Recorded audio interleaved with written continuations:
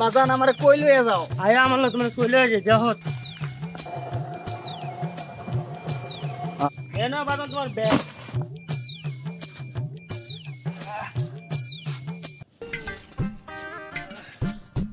তো বাজান আমার পক্ষে তোমার আর পাওয়া সম্ভব না তুমি এখন ঘুরে ঘুরে খাওগা আমি আর তোমার পালতে পারবো না বাজান এই বুড়া বয়সে কই যামু কেমনে খামু কার বাড়ি যা থাকমু আমার দেখার সময় নাই 10 দিনে আমরা ঘুরে ঘুরে খাই আমি তুমি ঘুরে ঘুরে খাওগা